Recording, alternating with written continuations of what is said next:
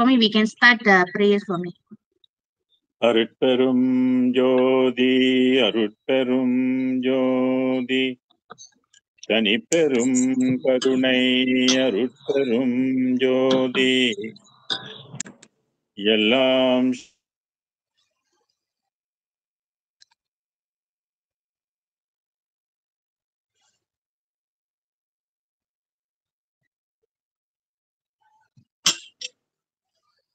Swami, உங்க mic mute இருக்கு Swami. Swami, your mic is off.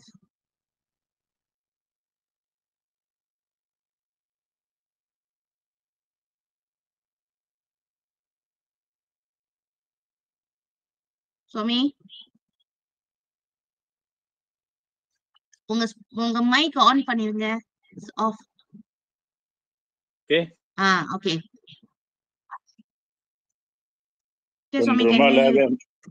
துன்றுமல வெம்மாயையற்று வெளிக்குள் வெளிகடந்து சும்மா இருக்கும் சுகம் அருள்பழுத்த செலுங்கனியே அகம்பழுத்த சிவஞான அமுதே முத்திப்பொருள் பழுத்த அருட்பாவை எமக்களித்த தெய்வ மணப்பூவே என்றும் மருள் பழுத்த அடியேங்கள் மன இருளை அகற்ற வருமணியே மெய்மை தெருள் பழுத்த வடலூர் வாழ் ராமலிங்க நின்னருளை சிந்திப்பேனே திருநிலைத்து நல்லருளோடும் அன்போடும் சிறப்போடும் செழித்து ஓங்க உரு நிலைத்து மகிழ்வோடு வாழ்வுற வந்து நின் அருள் செய்குவாய் இரு நிலத்தவர் இன்புற திருவருள்கள் வடிவோடு மன்றில் குரு நிலைத்த சர்க்குரு எனும்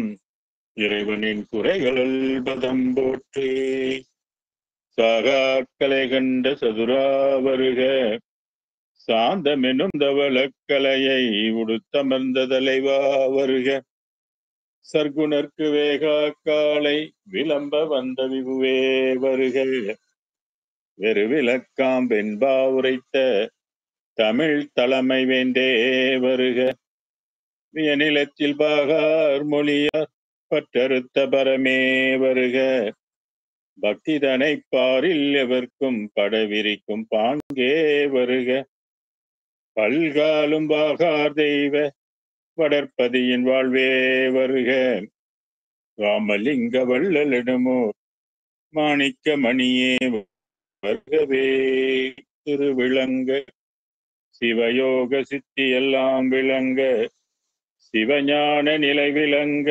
சிவானுபவம் விளங்க திருவிளங்கு திருத்தில்லை திருச்சிற்றம்பலத்தே திருக்கூத்து விளங்க ஒளி சிறந்த திருவிளக்கே உரு விளங்க உயிர் விளங்க உணர்ச்சியது விளங்க உலகமெல்லாம் விளங்க அருள் உதவும் பெரும் தாயாம் மறு விளங்கு குழல் வள்ளி மகிழ்ந்தொருபால் விளங்க வயங்கு மணி பொது விளங்க வளர்ந்த சிவக்கொழுந்தே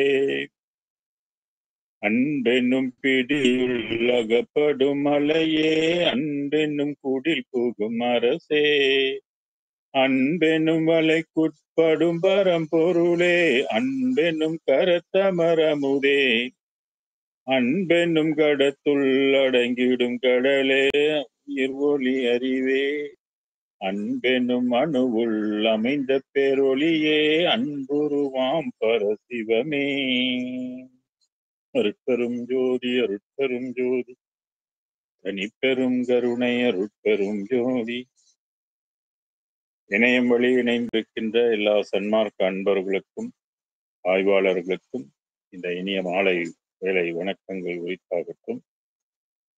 எல்லாரும் இன்புற்று வாழ திருவடியை பிரார்த்திக்கின்றேன். எல்லாரும் மும்மலமற்று வாழ வேண்டி இறைவனை கால் பணிகின்றேன். இன்று சிற்றபை விளக்கம் சென்ற வாரத்தில் நான் பேசியிருக்கிறேன். இன்னைக்கு 514வது பாடல். அந்த பாடலுக்குள்ள விளக்கத்தையும் அந்த பாடலுக்குள் இருக்கின்ற யோகத்தையும் அந்த பாடலுக்குள் இருக்கின்ற தீட்சை முறையையும் சதுர்மறை ஆகங்களின் நிலைத்தன்மையும் அனுபவ நிலையும் இப்படி 8 சீருக்குள்ள பல விஷயத்தை வள்ளல் பெருமான் பதித்திருக்கின்றார்.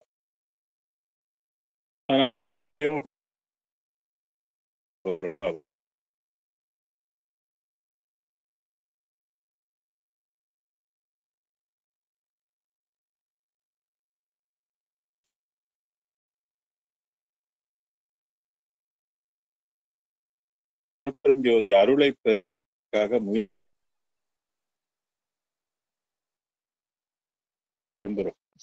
உண்மைதானே?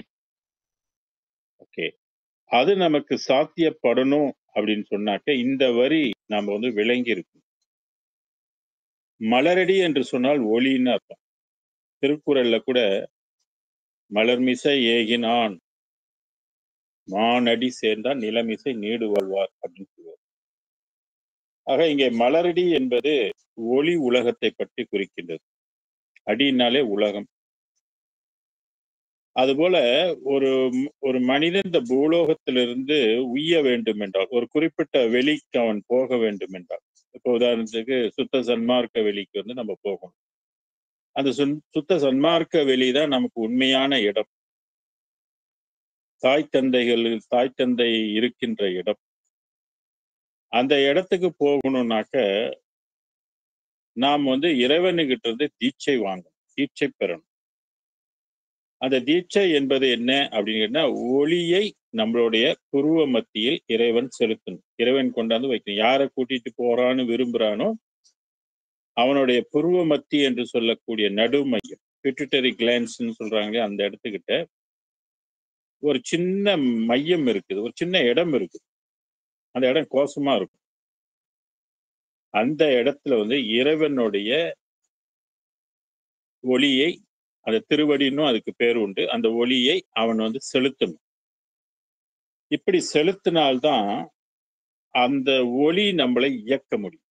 அந்த ஒளி நம்மளை இயக்கும். இப்ப மருள் உலகம், மருள் நம்மளை இயக்கி கொண்டு இருக்கு. அந்த ஒளி வந்து தன்னகத்தே என்ன கொண்டு இருக்குது அப்படின்னு கேட்டீங்கன்னா, அதுகிட்ட பொது நடம் என்ற ஒரு சாஃப்ட்வேர் இருக்கு. பொது நடம், பொதுவா எல்லா உயிர்களுக்கும் அது பொதுவாகவும் நடம் கொண்டு இருக்கின்றது. நடம் என்பது ஒரு இயக்கம், ஒரு சிஸ்டத்தை வந்து கொண்டு இருக்குதுன்னு பொருள். அதான் மலரடி நடஞ்சை மலரடி என் தலை மேலே அமைத்திருந்தது. இங்க தலை மேலன்னா முடிக்கு மேலன்னா அப்படி பொருள் கொள்ளக்கூடாது. அந்த புருவ மத்தி என்ற இடத்துக்கு தான் தலை மேலே அமைத்து, தலைக்குள்ள அதை அமைக்கணும். ஏன்னா எஞ்சான் உடம்புக்கு இந்த தலைதானே பிரதானம். அந்த தலையில புருவ மத்தி என்பது மிக மிக முக்கியமான ஒரு பகுதி. அதான் நம்மளாம் அங்க பொட்டு, சந்தனம், குங்குமம் இப்படிலாம் வைக்கிறோம். பரிசம்போட கூட எல்லாரும் ஆசீர்வதிக்க கூட அந்த புருவ மத்தியில தான் பொட்டெல்லாம் வைப்பாங்க, சந்தனம் வைப்பாங்க, குங்குமம்லாம் வைப்பாங்க. இப்படி பல்வேறு நிகழ்வுகளிலே நம்ம வந்து இந்த புருவ மத்தியில பொட்டு வைக்கிறத பார்க்கணும். நடைமுறையில இருக்குது என்பது நமக்கு எல்லாரும் தெரியும். இதே போல மற்ற இனங்கள், மற்ற மதங்கள், மற்ற மனிதர்களுக்கெல்லாம் இந்த மாதிரி ஒரு அமைப்பு அல்லது ஒரு நடைமுறை இருக்குதா அப்படின்னா இல்லை. அப்ப நமக்கு வந்து ரொம்ப அட்வான்ஸாக, ரொம்ப முறையாக நமக்கு கற்பித்து கொடுத்திருக்கிறாங்க இந்த பொட்டு வைப்பதன் வாயிலாக. அதுக்கு மற்ற வேற வேற நன்மைகள்லாம் கூட இருக்கலாம். இருந்தாலும் அந்த புருவ மத்தியை நம்மலாம் கவனிக்க வேண்டும்.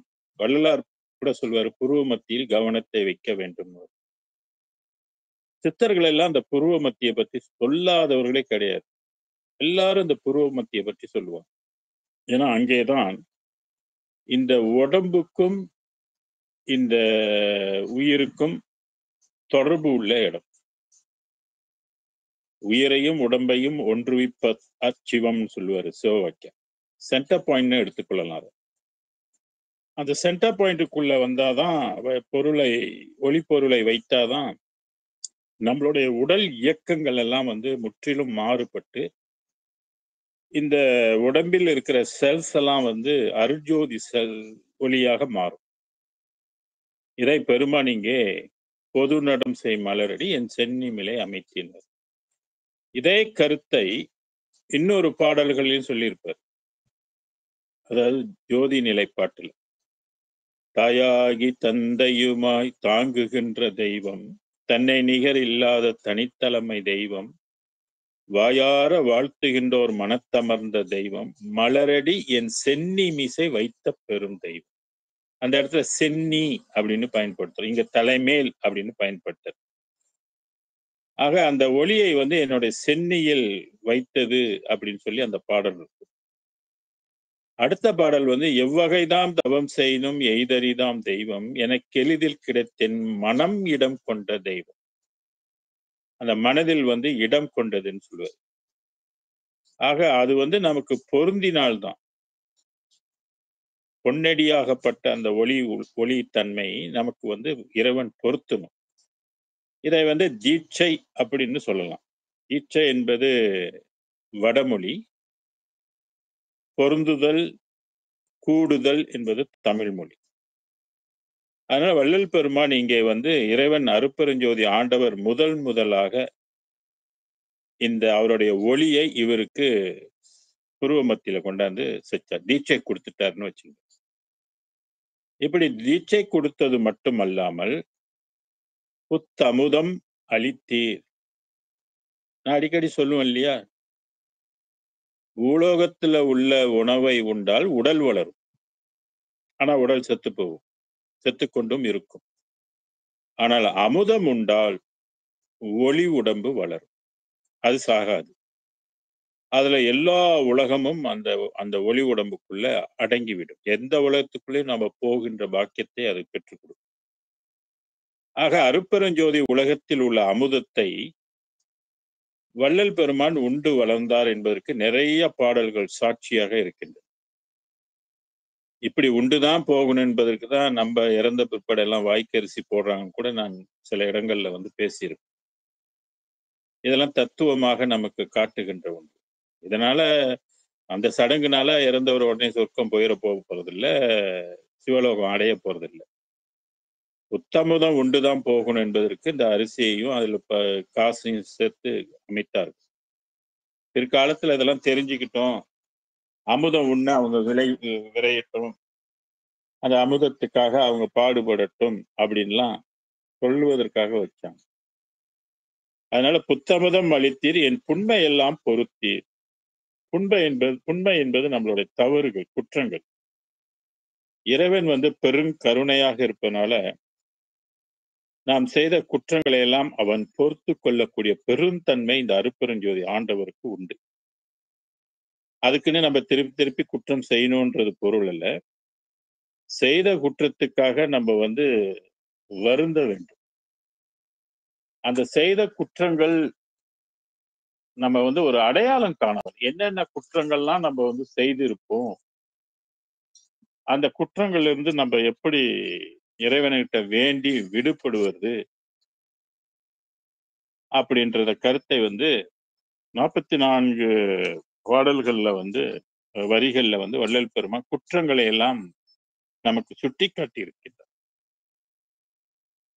நல்லோர் மனதை நடுங்கச் செய்வது குற்றம், ஒருவரை நற்றாற்றில் கையை விடுவது குற்றம், வலிய வழக்கிட்டு மானம் கெடுப்பது குற்றம், வரவு போக்கு ஒளிய வலியை அடைப்பது குற்றம், தானம் கொடுப்போரை தடுப்பது குற்றம், தர்மம் பாராது தண்டம் அதாவது குற்றம் செய்வது குற்றம், கலந்த சிநேகரை கலகம் செய்வது குற்றம், களவு செய்வதற்கு உளவு சொல்வதும் குற்றம், மனமொத்த நட்புக்கு வஞ்சகம் செய்வதும் குற்றம், மன்னோரம் பேசி வாழ்வு அளிப்பதும் குற்றம், குடிவரி உயர்த்தி கொள்ளை கொள்வதும் குற்றம், குடிக்கின்ற நீருள்ள குளத்தை தூர்த்தல்னா மூடுதல் குற்றம், ஏழைகள் வயிறு எரியச் செய்வதும் பெருங்குற்றம், இறப்போர்க்கு பிச்சை இல்லை என்பதும் குற்றம், உயிர்கொலை செய்வோருக்கு உபகாரம் செய்வதும் குற்றம், ஓன் சுவை உண்டு உடல் வளர்ப்பதும் குற்றம், பொருளை இச்சித்து பொய் சொல்வதும் குற்றம்,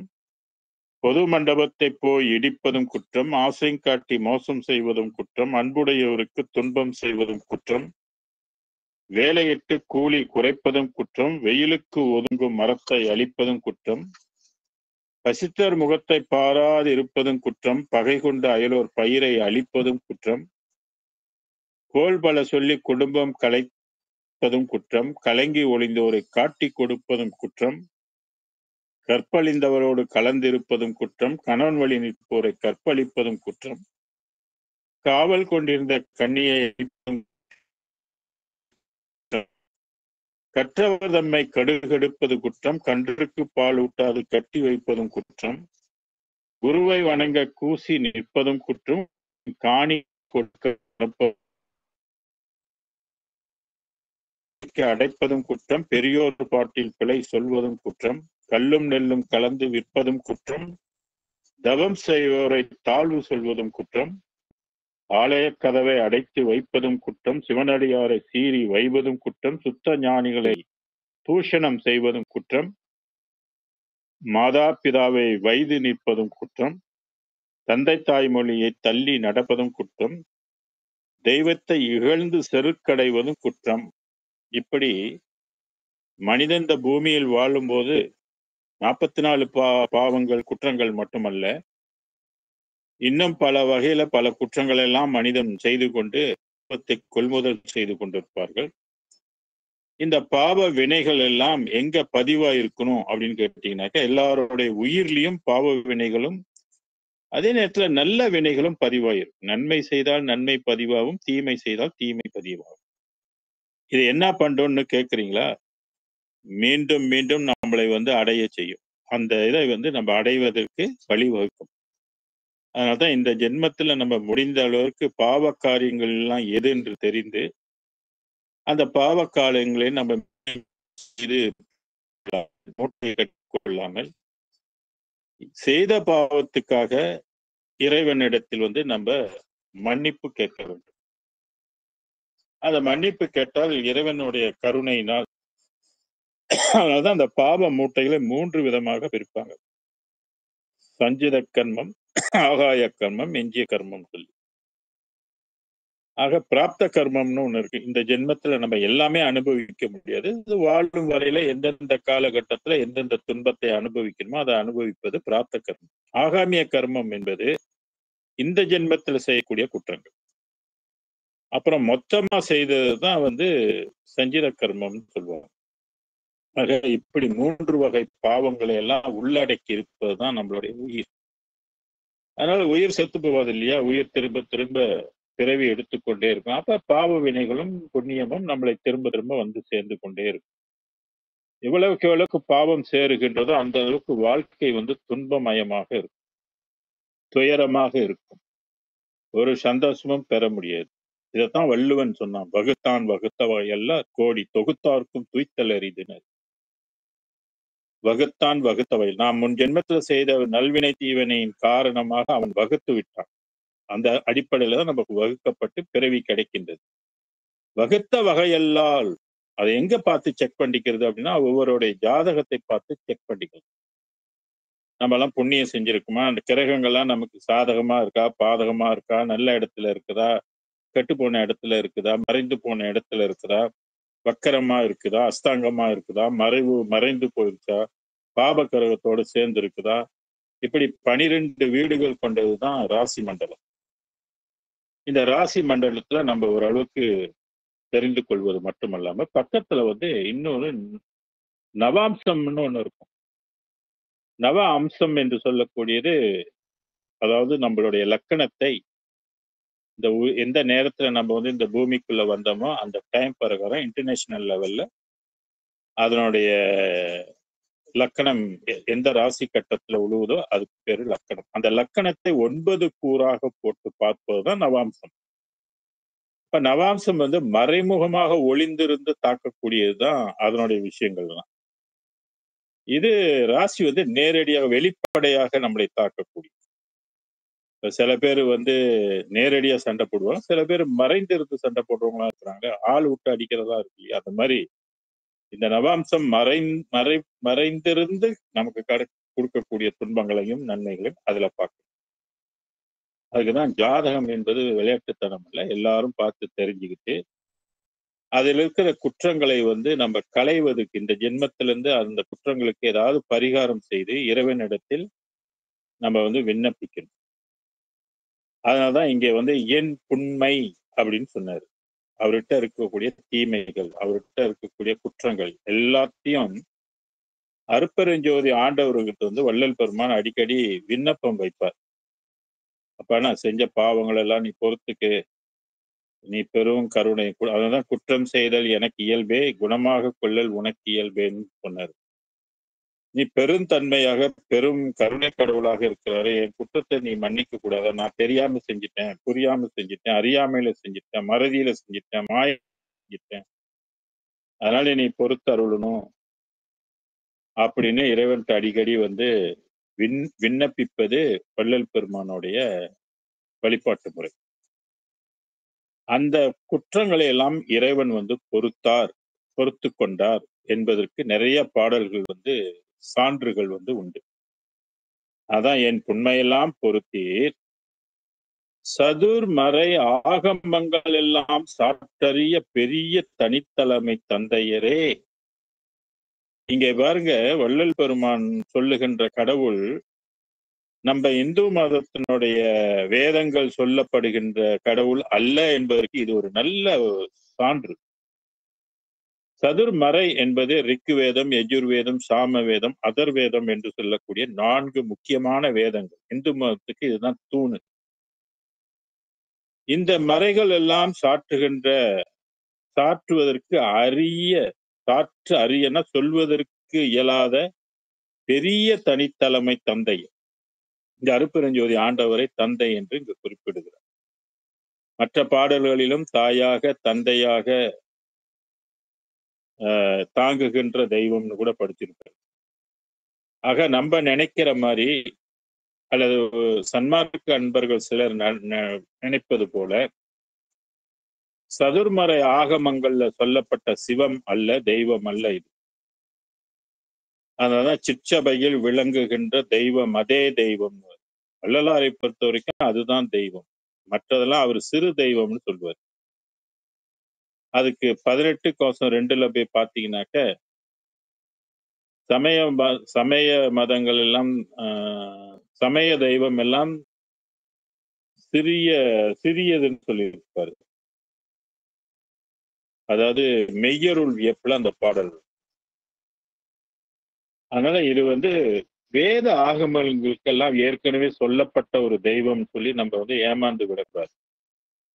இந்த அருட்பெருஞ்சோதி ஆண்டவர் பல கோடி யுகங்கள் கடந்த 19ஆம் நூற்றாண்டில் தான் இது வந்து நமக்கு அறிவிக்கப்பட்டிருக்கு. 19ஆம் நூற்றாண்டு தான். இப்ப கிட்டத்தட்ட சுமார் 202 ஆண்டுகள் தான் ஆகுது.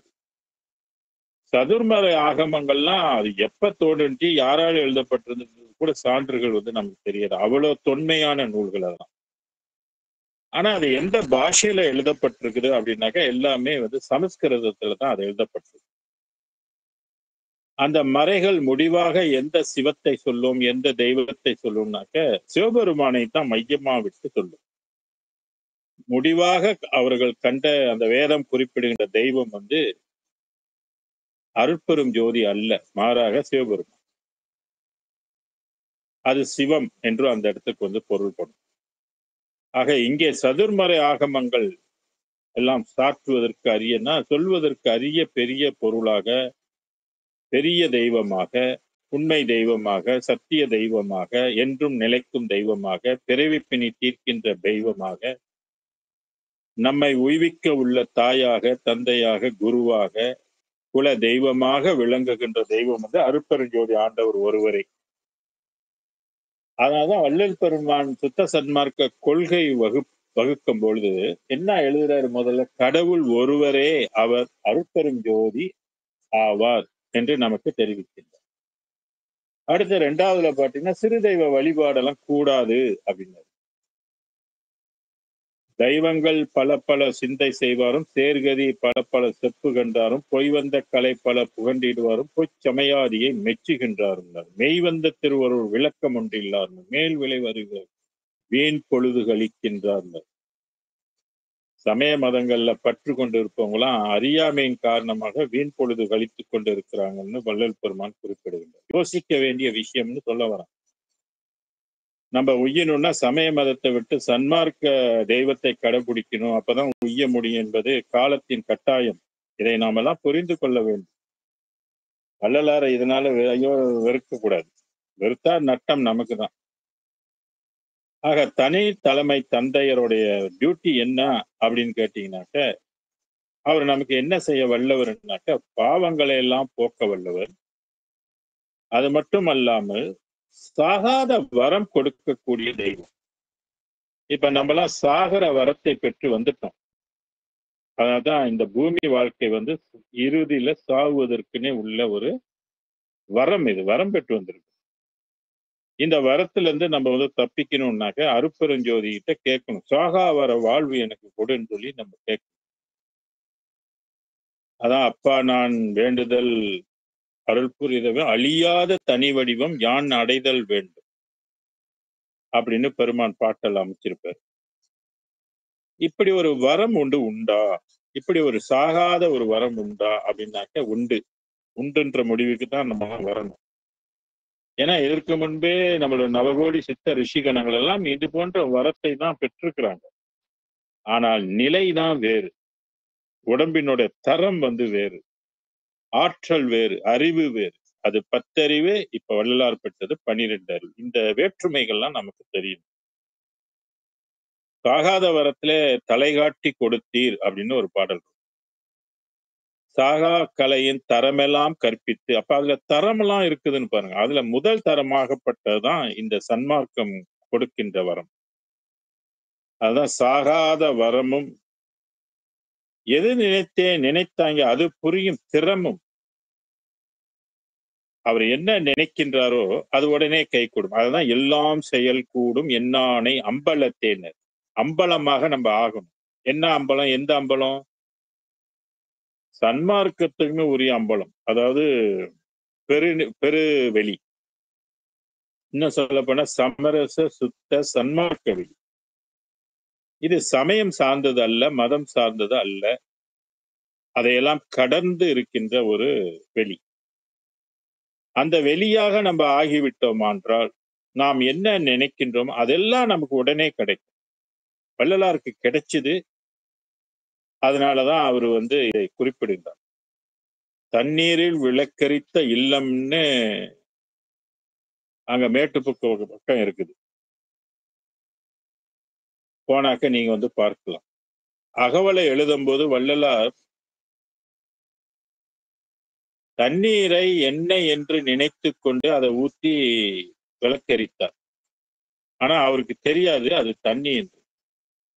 வழக்கம் போல அப்படியே ஊத்தி நெருப்பு வெட்டி வச்சு குத்துனே அது பத்திக்கிச்சு. விளக்கு எரிந்தது, வெளிச்சம் கொடுத்தது. அந்த ராத்திரியில தான் அந்த அகவல் எழுதுவதாக ஒரு கருத்து இருக்கு. அப்ப எது நினைக்கின்ற ஒரு மண்ணை எடுத்து இது பொன்னாகணும் அப்படின்னு நினைச்சாக்கா அந்த மண்ணெல்லாம் பொன்னாகிவிடும்.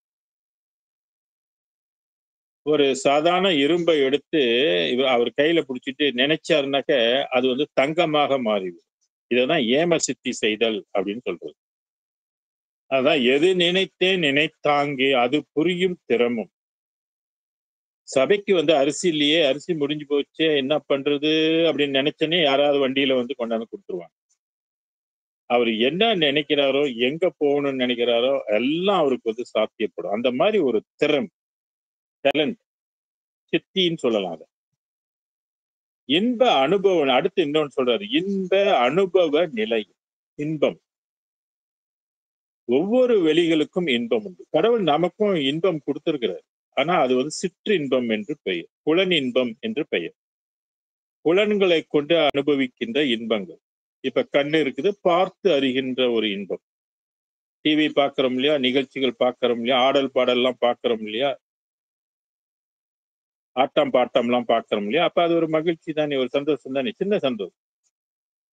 அடுத்து காது வந்து ஓசைகள் எல்லாம் கேட்குது, அது ஒரு இனிமை, அது மனம் தூய்க்குது, இன்பம்.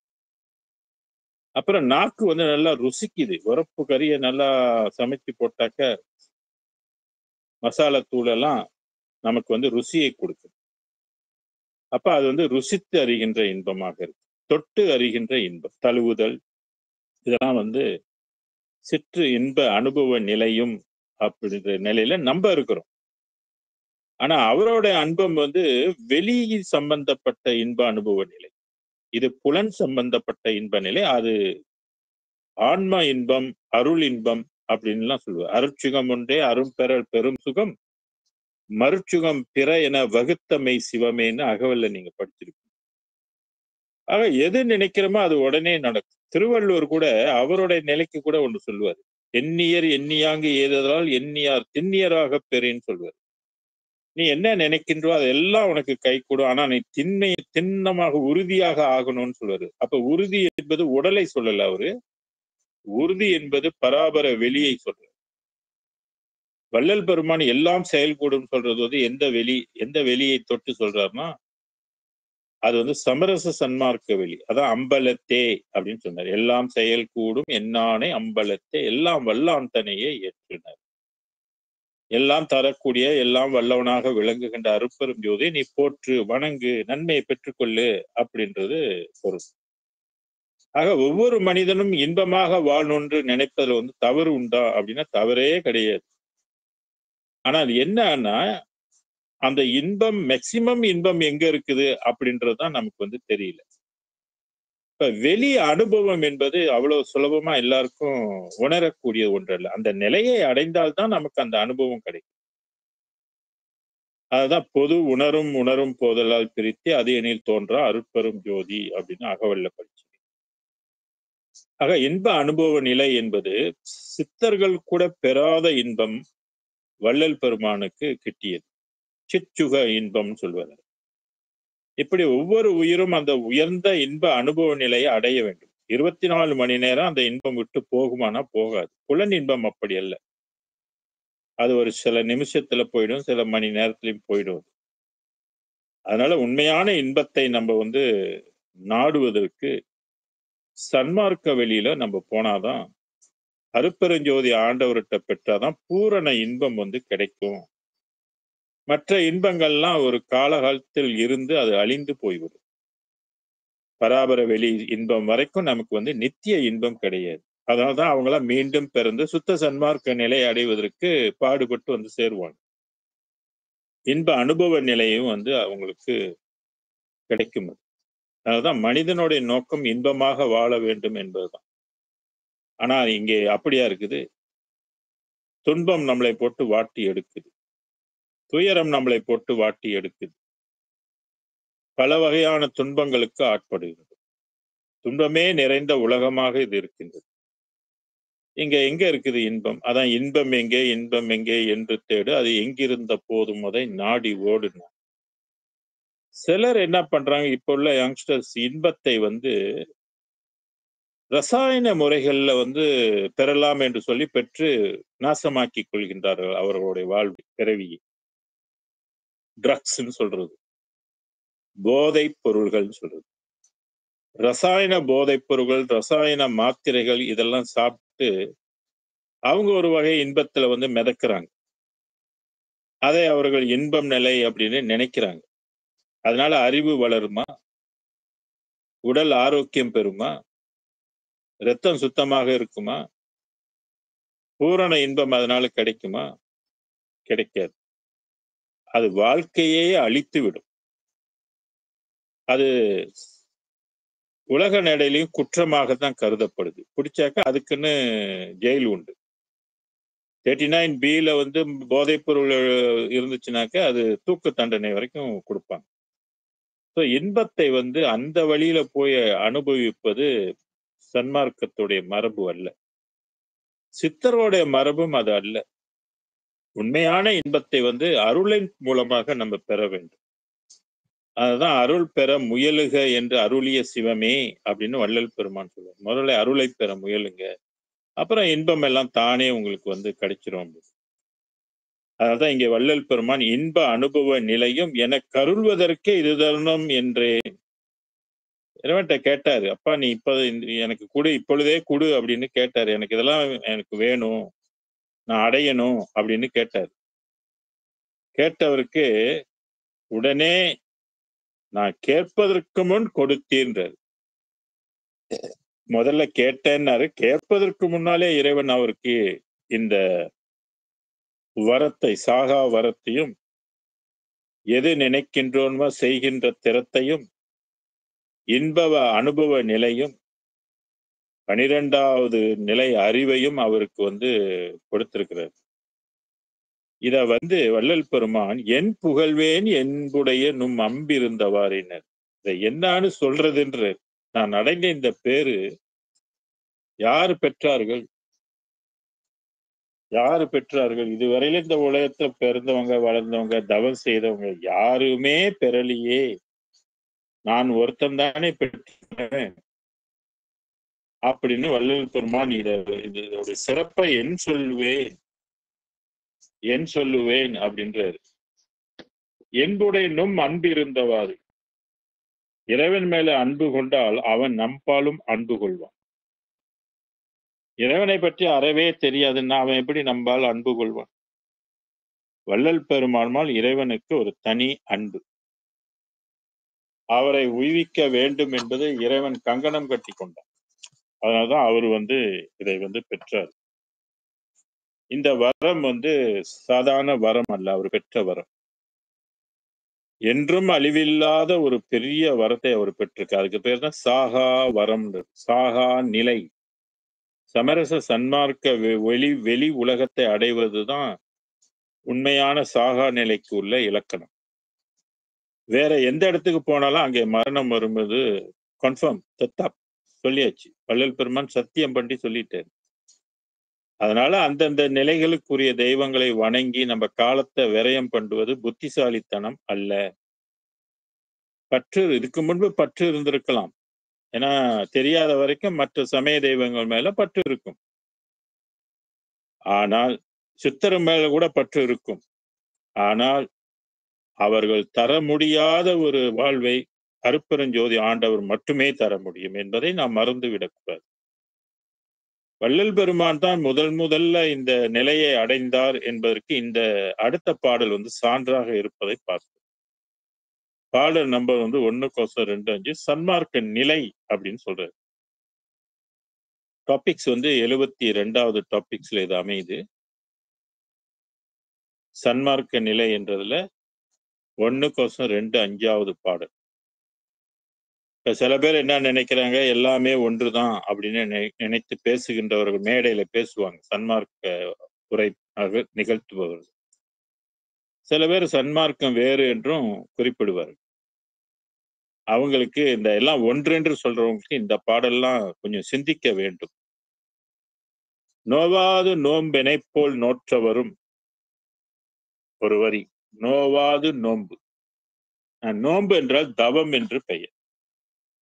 அர்த்தம் நோவாது அப்படின்னாக்க துன்பம் இன்றி அப்படின்னு பொருள். அதான் நோவாது நோம்பெனை போல் நோற்றவர், தவம் செய்தவர். அப்ப வள்ளலார் என்ன தவம் செய்தார் அப்படின்ற ஒரு கேள்வி இருக்கு. வள்ளலார் சித்தர்கள் போல் வாசி பயிற்சி 12 ஆண்டு செய்தவரா அப்படின்ற ஒரு கேள்வி இருக்கு. அந்த கேள்விக்கு என்ன பதில் அப்படின்னு கேட்டீங்கன்னா இல்லை. சரி, அப்பனா அவர் என்ன தவம்னு சொல்லி இருக்கிறாரு, பண்ணிய தவம் பலித்ததுன்னு சொல்லி இருக்கிறாரு பல பாடல்கள்ல, அதுக்கு என்ன அர்த்தம் அப்படின்னு கேட்டா, இந்த சமரச சன்மார்க்க வெளிக்குரிய தவம் கருணை தான், உயிர் இரக்கம் தான். எவ்வளவுக்கு நம்ம உயிர்கள் பால் இரக்கம் காட்டுகின்றோமோ அது நமக்கு தவமாக வளருகின்றது. அதுதான் 32வது பாடல்ல தயை நிலை தயை வளர் தவமே தவம் வளர் தயையே அப்படின்ற ஒரு வரி இருக்கும். தவம் வளர வளர தயை வளரும், தயை வளர வளர தவம் வளரும். ஒண்ணுக்கு ரெஸ்பான்ஸ் இருக்கும். ஆக இங்கே நோவாது நோம்பெனை போல் நோற்றவரும் ஒரு வரியை போடுறாரு. இந்த மாதிரி தவம் செய்தவன் யார் உள்ளார்? அதுபோல 4:8:4 அதாவது மின் போலே மெளிர்கின்ற மெச்சுடரே அப்படின்ற ஒரு தலைப்புல வர பாடல்ல சொல்லுவாரு, என் பிடிக்குள் அகப்பட்டது போல் பிறர் பிடிக்கு அகப்பட்டதில்லையேன்னு. சோ இதுவும் வள்ளல் பெருமானுடைய தனித்துவத்தை, தனி தெய்வத்தை உறுதிப்படுத்தும். இந்த மாதிரி நிறைய பாடல்கள் வந்து உறுதிப்படுத்தும். இப்படி நிறைய பாடல்கள் வரிகள் மூலமாக உறுதிப்படுத்தும் போது ஏன் இந்த பேச்சாளர் போட்டு குழப்புறாங்கன்றதை நீங்களாம் யோசிக்கணும். அது தவறு.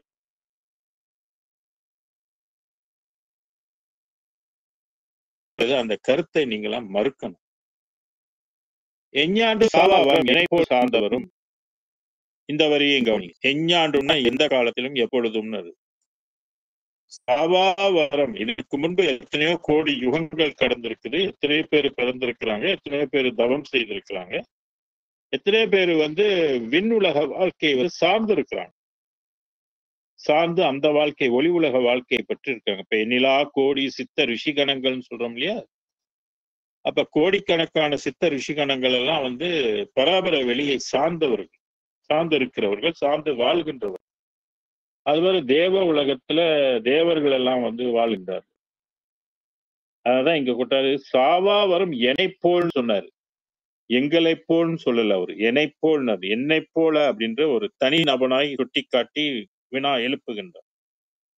ஏன்னா இவர் பெற்ற சாவாவரம் வந்து முற்றிலும் வேறு நிலை.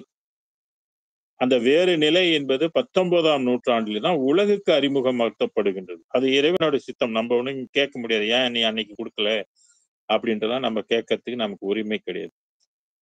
கொடுத்திருக்கிறதையும் காட்டி இருக்கிறதையும் வச்சு உயரத்துக்கு பாடுபட்டு இங்க இருந்து தப்பிச்சு போகணும், அவ்வளவுதான். அதாவது என்னை போல் சார்ந்தோம் தேவா. தேவானா அருட்பெருஞ்சோதி ஆண்டவரை தேவனாக கருதி சொல்ற. தேவா நின் பேரருளை என்னை போல் பெற்றவரும். நின் பேரருளை. இந்த நின் என்ற வார்த்தை நிறைய இடத்துல பெருமான் வந்து பயன்படுத்திருக்கார். நின்னா உன்னுடைய அப்படின்றது தனித்துவமாக காட்டுகின்றதுதான் இந்த நின் என்பது. இப்ப உன்னுடைய பேனா, உன்னுடைய வீடு, உன்னுடைய பதவி, உன்னுடைய சம்பளம் அப்படின்னாக்கா ஒரு தனி மனிதனை குறிக்கும். உங்களுடையது அப்படின்னாக்கா பன்மையை குறிக்கும். அதுபோல இங்க நின் பேரருளை என்று சொல்லக்கூடிய என்பது அருட்பெருஞ்சோதி ஆண்டவருடைய தனி அருள். அதான் எப்பாரும் எப்பதமும் எங்கனம் நான் சென்றே எந்தை நினைது அருட்புகழை இயம்பியிடல் வேண்டும் சொன்னார். அப்ப அருட்பெருஞ்சோதியோடைய அருட்புகழை எடுத்து இயம்புவதுதான் காலத்துக்கு ஏற்ற ஆன்மீக வளர்ச்சி ஆகும். வேற இதெல்லாம் பேசிக்கிட்டு, வேற இதெல்லாம் கும்பிட்டுக்கிட்டு, வேற இதுக்கெல்லாம் கூத்தடிச்சிட்டு இருந்தா நம்ம இந்த ஜென்மத்துல அருளை இழந்து விடுவோம், இழந்து கொண்டிருப்போம் என்பது திண்ணம். இனி அடுத்த ஜென்மம் பிறந்து அது நமக்கு கிடைக்குமா கிடைக்காதா தெரியாது. வேற வேற மதத்துங்கள்ல போய் பிறந்துட்டாக்கா அது துப்புரவாவே கிடைக்காது.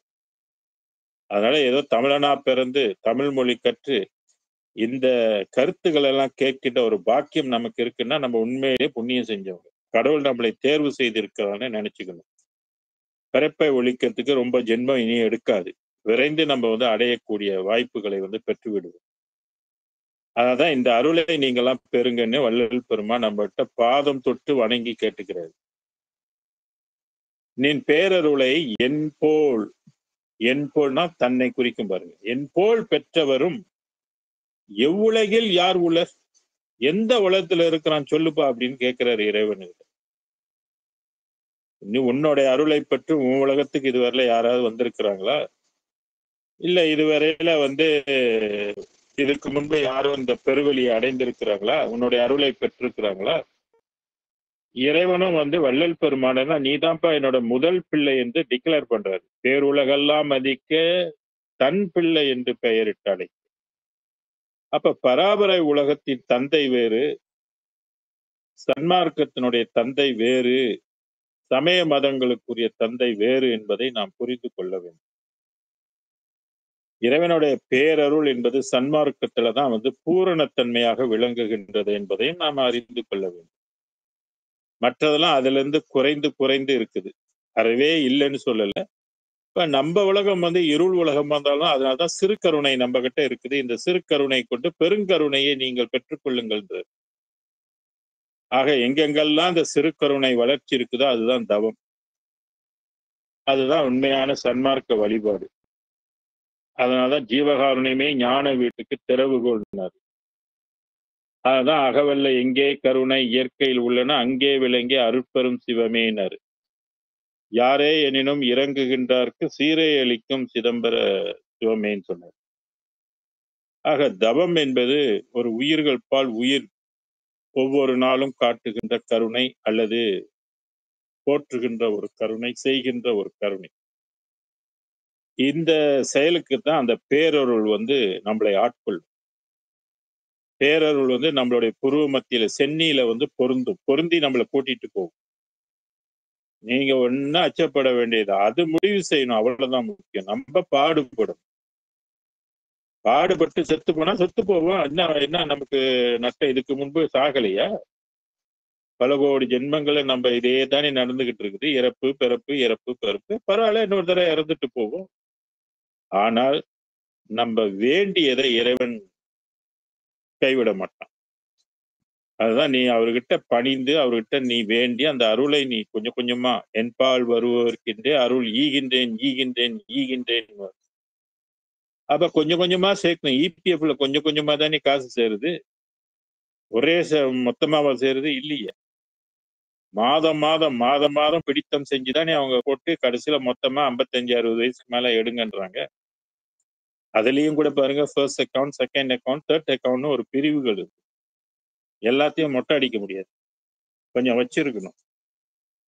அதுபோல இந்த இறைவனுடைய அருளை பல்வேறு செயல்களின் மூலமாக, நினைப்பதன் மூலமாக, அருப்பெருஞ்சோதி அருப்பெருஞ்சோதி என்று நாமத்தை சொல்வதன் மூலமாக, அகவலை படிப்பதன் மூலமாக, பிறருக்கு எடுத்து இயம்புவதன் மூலமாக, பிறரையும் தர்மம் செய்ய தூண்டுவதனால, நாமும் தர்மம் பிறருடைய பசிப்பினி போக்குவதனாலும், மற்ற உயிர்கள் எல்லாம் நல்லா இருக்கணும், மற்ற உயிர்கள் துன்பம் தீரணும்னு இறைவன்கிட்ட வேண்டுவதனாலும் நமக்கும் புண்ணியம் பெருகுகின்றது. இறைவன் நம்மளை மெச்சுகின்றான். அந்த அளவுக்கு நம்ம நடந்துகிட்டாக்க நமக்கு நல்லது.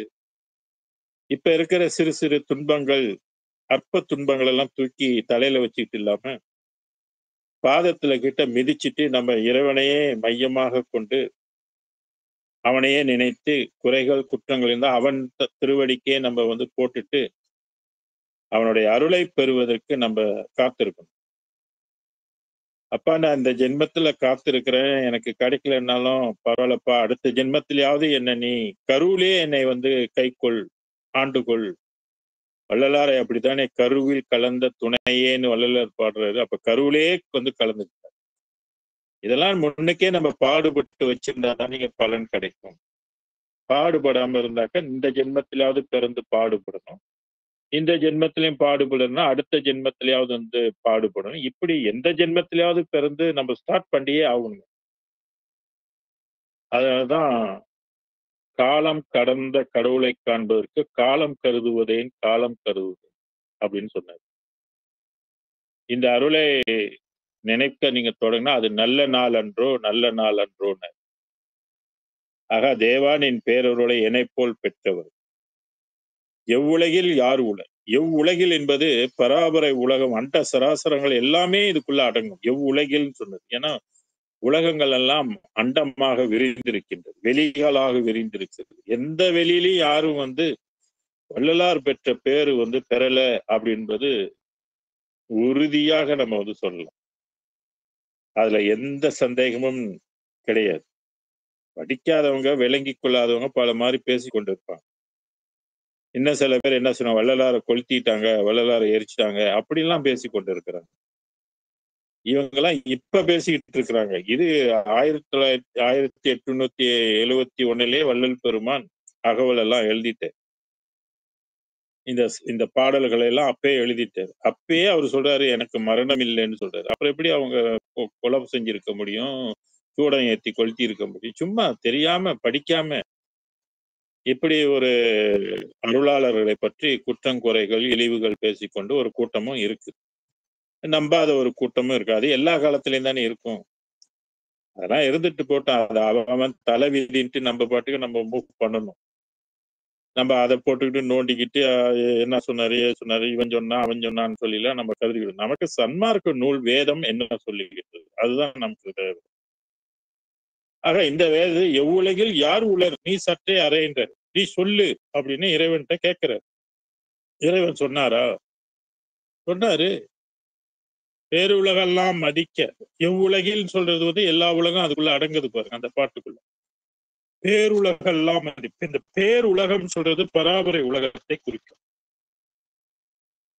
அந்த வெளிகளிலே அற்பெருஞ்சோதி உலகத்தை தெரிவதற்கு முன்பாக இந்த பராபர உலகம் தான் பேருலகமாக விளங்கி, அததான் சித்தர்கள்லாம் அந்த பேருலகத்தை அடைந்தார்கள். அது அந்த உலகத்துக்கு பேர் வந்து பராபர உலகம் அல்லது பராபரை உலகம், பரசிவலோகம் என்று அதற்கு பெயர். ஆக எவ்வுலகில் யார் உலர்னர்? யாருமே இல்லை, யாரும் என்னை போல் அடைந்தது. அப்ப முதலாகத்தான் வள்ளல் பெருமானுக்குள்ள இந்த அருட்பெருஞ்சோதி கலந்து கொண்டது என்பதற்கும் சான்றுகள் வந்து இருக்கு. இதெல்லாம் வரிக்கு வரி விளக்கம் தேடினாதான் தெளிவாக நம்ம வந்து புரிந்து கொள்ள முடியும் என்பதை விளங்கிக்கொள்ளும். எவ்வுலகில் யார் உல நீ சற்றே அறையின்றார். அது மட்டும் இல்லாம இறைவனும் உத்தரவாதம் கொடுக்கிறார். நீயே என் பிள்ளை, முதற் பிள்ளைன்னு சொல்றார். அது அகவல்ல கூட நீங்க சில வரிகள்ல வந்து பார்க்கலாம். இந்த சித் ஜோதி இயல் ஒரு ஆதி அந்தம் என்றருளே அருட்பெரும் ஜோதி, ஆதியும் அந்தமும் அறிந்தனே நீயே ஆதி என்று அருளிய அருட்பெரும் ஜோதி அப்படின்னு சொல்லுவார். இப்படி சதுர்வேத ஆகமங்கள் அறியப்படாத ஒரு பேருண்மையை இறைவன் 19 நூற்றாண்டுல கொடுத்தாக்க அதை வந்து எல்லா உயிர்களும் தெரிந்து கொள்வதற்கு வாய்ப்பில்லை. ஏன்னா உயிர்கள் வந்து பல பேதம் பட்டு பக்குவ உயிர்கள், அபக்குவ உயிர்கள், பக்குவ அபக்குவ உயிர்கள் என்ற நிலையில இருக்கு. அப்புறம் முன்ஜென்மத்து பாவ வினைகள், திரைகள் இதெல்லாம் போட்டு மூடி ஒரு உண்மையை புரிந்து கொள்வதற்கு அருள் இல்லாதனால இருளாக இருக்கின்ற உள்ளத்தில் இதை கண்டுகொள்ள முடியாது, இதை புரிந்து கொள்ள முடியாது. அதனால இதை வந்து வள்ளலார் இறந்துட்டாரு, கொளுத்திட்டாங்க, இப்படி எல்லாம் பேசிக்கிட்டு பாவத்தை கொள்முதல் பண்ணி கொள்கிறார்.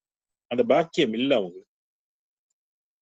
இந்த மாதிரி ஒரு புதிய உலகம், சத்திய லோகம் என்று சொல்றார் வள்ளல் பெருமான். நிரந்தரமான வாழ்வுக்குரிய உலகம். அங்க பற்று, பந்தம், பாசம், மனைவி, பிள்ளை இதெல்லாம் ஒன்றும் இருக்காது. இங்க இருக்கிற மாதிரி மாமன், மச்சான் தொடர்பெல்லாம் அங்க போய் அதெல்லாம் இருக்காது. அங்க உள்ள உணர்வு என்ன, எல்லா உயிர்களும் தன்னுடைய பிள்ளை போல காணுகின்ற. அதான் எல்லா உயிர்களும் என் உயிர் ஆயின, எல்லா இன்பமும் என் இன்பம் ஆயின அப்படின்னு சொன்னார். அந்த அந்த நிலைக்குரிய குணம் வந்து வேறுபடும். பூலோகத்துல நம்மளுடைய குணம் வந்து ரொம்ப செல்ஃபிஷ் ஆனது.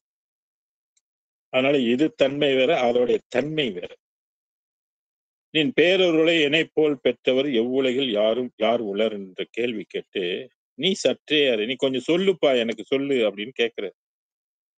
ஆக இறைவன் பல இடத்துல சொல்லியிருக்கிற, நீ தான் அருட்பெரும் ஜோதி அடைந்திருக்கிற அப்படி என்பதற்கு அருள் அனுபவ மாலையில கூட சில வரிகள் வந்து இருக்குது. ஆக அந்த பாடல்கள் எல்லாம் நிறைய சான்றோடு இன்னொரு பாடலும் ஒண்ணு இருக்குது. 2087 ஒரு பாடல் இருக்கும்.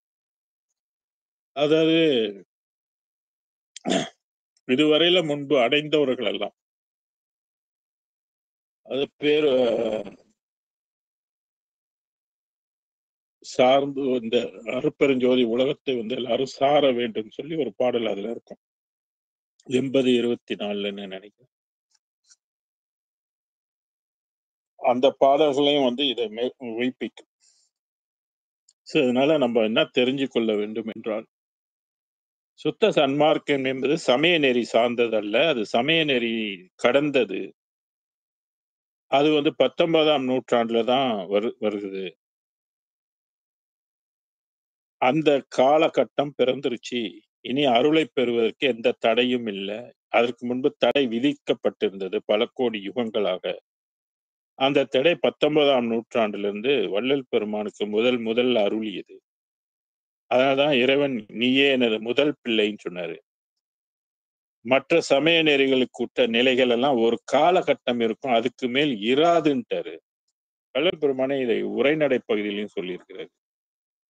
நம்ம நினைக்கிற மாதிரி எல்லா காலகட்டத்திலையும் எல்லா அருளும் நிலைத்திருக்கும், எல்லா ஒளியும் நிலைத்திருக்கும்னு நினைச்சோமா, அது நம்ம ஏமாந்து இருக்கிறோம்னா நமக்கு என்ன தெரியும்? இந்த 6 அறிவு வச்சுக்கிட்டு என்ன பண்ண தெரியும்? விண்ணுல ரகசியங்கள்லாம் தெரியுமா? ஆக விண்ணுலக ரகசியத்தை பற்றி வள்ளல் பெருமான் தான் புட்டு வைக்கிறாரு. பராபர உலகம் வரைக்கும் இருக்காதுன்றாரு.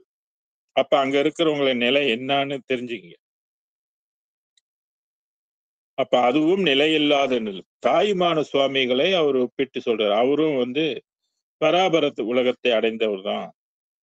அப்புறம் மீண்டும் பிறந்து அவர் சுத்த சன்மார்க்க நிலையை அடைவாரு அப்படின்னு ஒரு உதாரணம் காட்டுகின்றார். ஏன்னா வள்ளலாருக்கு முன்பு தாயுமான சுவாமிகள் தான் பராபர நிலையை அடைந்தார். ஆக இதெல்லாம் நம்ம சிந்தித்து பார்த்து சன்மார்க்கத்தை பற்றிக் கொள்ளணும். அதான் ஆடாதீர் சற்றும் அசையாதீர் வேறொன்றை நாடாதீர்ன்னு சொன்னார். சன்மார்க்க சங்கத்தை சார்வீர் என்மார்க்கமும் ஒன்றேமானார். அதுபோல நிறைய பாடல்கள்